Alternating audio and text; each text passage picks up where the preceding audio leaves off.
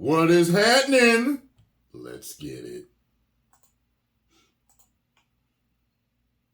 Now, you don't need me to tell you that modern Hollywood has got itself some problems. Whether it's ongoing strike action, declining artistic creativity, an over-reliance on remakes and tired genres that are past their peak, or a general aversion to doing anything particularly new or inventive. And to be fair, I've covered a lot of these problems in previous installments of this series. But one of the biggest overriding factors in all of this is a financial one. Put simply, movies are too damn expensive these days. The production budgets for mainstream All the damn Hollywood films have CGI. been steadily rising since the 1990s, but the process has accelerated out of control over the past few years. In fact, out of the 100 most expensive movies ever released, 66 of them were made in the past 10 years. But drinker, you intoxicated bastion of common sense in a world gone mad, I hear you say, why is this a bad thing? If studios want to spend more money on their films, why not let them get on with it?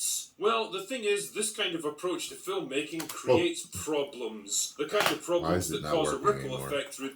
To me right now, it's the garbage. They're spending too much money on garbage. And y'all know what all the garbage is. So if they stop spending money on garbage, they'll start making a profit again. So to me, it almost doesn't even matter that they're expensive. It's stop making garbage. And if you're going to take chances on garbage, drop your budget. There you go.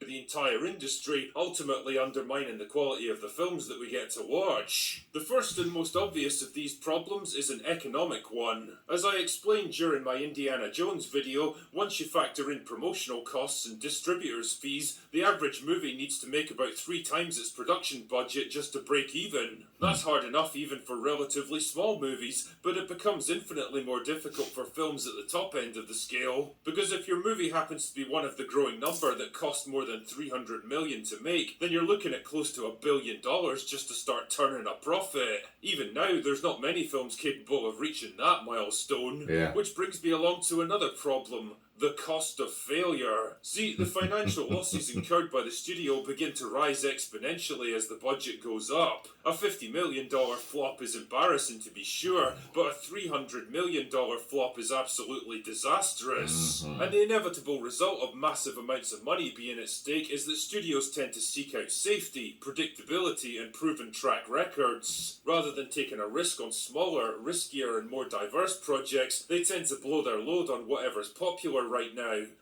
Well, they've been taking risks on stuff that isn't popular, that isn't what people want.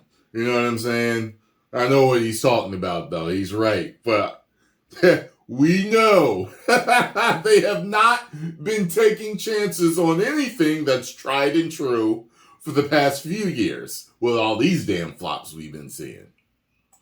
Up until recently, that meant either big budget effects-heavy superhero flicks, big budget effects-heavy resurrections of old franchises, or big budget effects-heavy remakes of classic films from previous decades. Spot the common factor here? There seems to be a real mentality in Hollywood now that bigger and louder somehow equals better, and the result is an endless competition to produce the most visually stunning pieces of cinema possible. But the problem is that the more you focus on the visuals of your film, the more you tend to neglect everything else around it. These days there's an over-reliance on spectacle and scale to draw audiences in, and it ends up becoming a crutch for bad writing and lack of creativity. I mean, you can't honestly tell me that you were gripped by Avatar 2's compelling and complex storyline. Jesus, if you can even remember a single thing that actually happened in that movie, I'll be...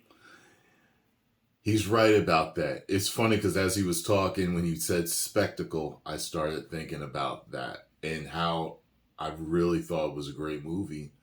But at the same time, I don't feel a need to watch it again. The first one I bought in 3D, watched it a few times, man.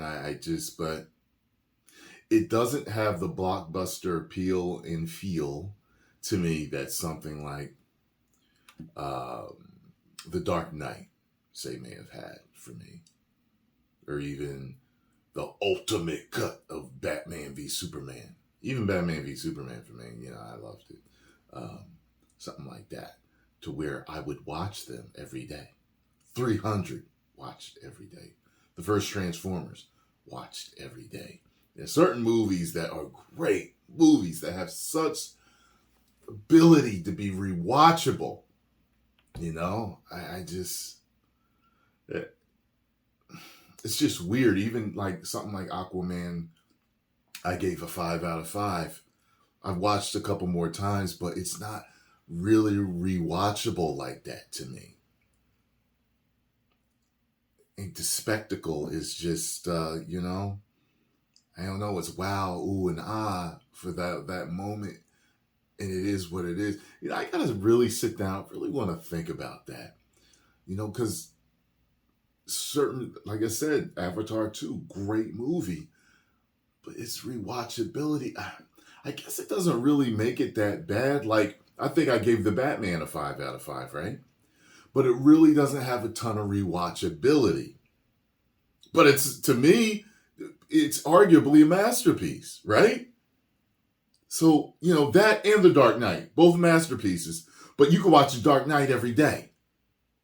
But the Batman, it's so slow, it's more of a sipping, you know, adventure.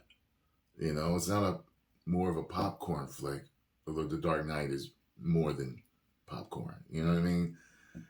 It's kind of interesting. It's just an interesting thought that there are movies that are masterpieces that really are not very rewatchable. People called Oppenheimer a masterpiece, but it's not really that much rewatchable. You may watch it a second time. I saw Ben Shapiro's review, and he said he was probably going to watch it one more time. And I was like, that's funny. Thinking to myself, that's funny, Ben, because that's what I was going to do. I'm going to watch it one more time, and that's all I need to see it. But I don't know. I prefer movies that I want to watch all the time. But I love the Batman. I really do. Anyway, let's continue.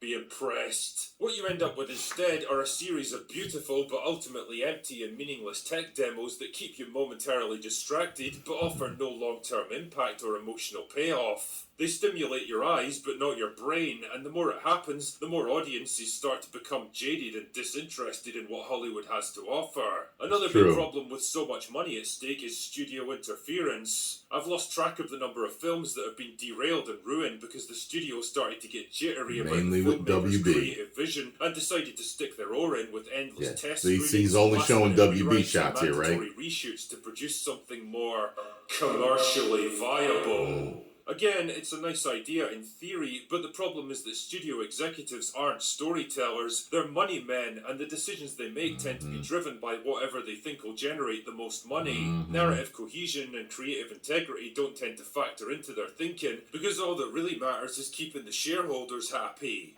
Not only do rewrites and reshoots undermine a filmmaker's creative vision, but they also push the film's production budget even higher, making it even more difficult to turn up profits. So what do you do when movies cost a shit ton of money to make and your confidence in new projects is at an all-time low? Well, you resurrect dusty old franchises with inbuilt fan bases and strong name recognition and hope that it'll somehow translate into financial success. Why do you think we've seen so many new Star Trek, Star Wars, Terminator, Indiana Jones and Ghostbusters movies in recent years? Not to mention Disney's endless cannibalization of their classic animated films. It's because all of those things have been big hits at some point in the past, and so logically, if you can shit out a lazy cash grab remake or unnecessary sequel, then it'll be equally successful, right? Wrong. The top 10 movies so far this year, 7 of them are either sequels or remakes of older films. And the thing is, it didn't always used to be this way. Go back in time 20 years and the biggest films of 2003 were Return of the King, Pirates of the Caribbean, Finding Nemo and Bruce Almighty. Jump back 30 years and Jurassic Park, The Fugitive, The Firm, Sleepless in Seattle and Mrs. Doubtfire ruled the box office. I mean, I know which movies I find more worthy of my time. There's also a rather predictable simple tendency to follow the crowd at the top levels of Hollywood, leeching off winning formulas to replicate the successes of others, rather than taking the risk of inventing your own. I know it's become popular to shit on the MCU nowadays, but in its prime, it absolutely changed the landscape of modern blockbuster movies to the point where almost everyone adopted the exact same style and tone. Serious, mature, and thought-provoking storytelling was out, and snarky, ironic, self-deprecating humour was in.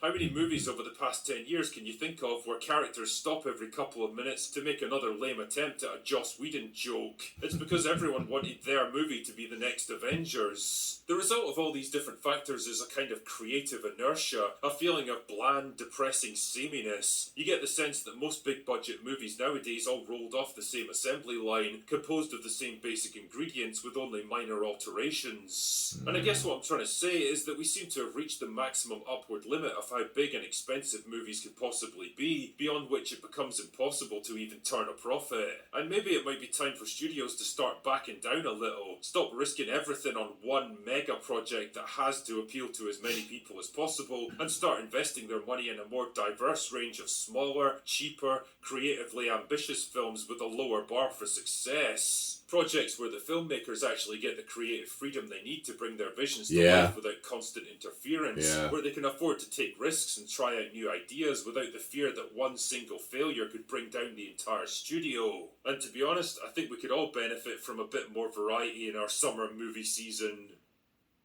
Anyway, that's all I've got for today. Go away now. Well, he's right. Well, he's right. He's right. Who knows where that's from? From a classic. A classic. Yeah. You know, like I said, I think the root of the problem is they're making garbage.